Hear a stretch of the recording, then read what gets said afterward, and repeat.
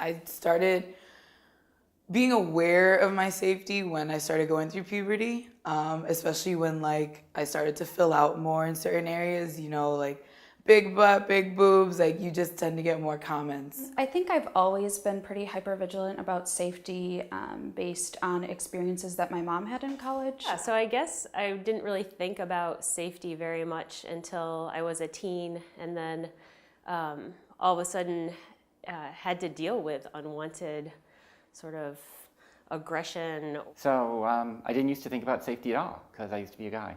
So whenever I'm by cars or open doors, that always happens, like even in my own building and in other buildings on campus.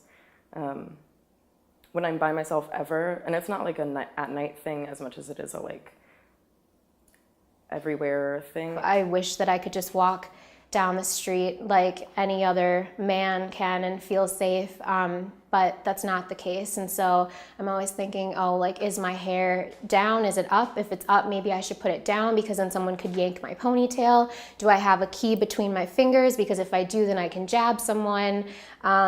Just always thinking about how to be defending myself if something were to happen.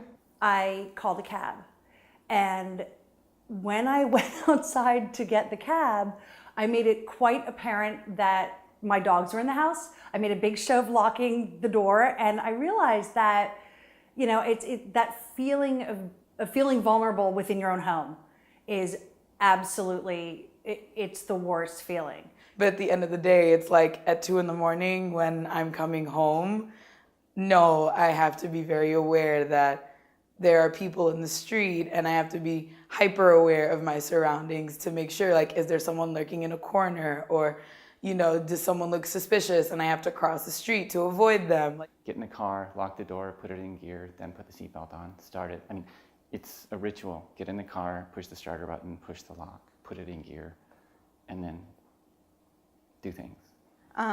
Walking by myself at night, I feel like if I see one man or a group of men, I'm always looking behind my back. I'm always walking as fast as I can, even if it's just on campus.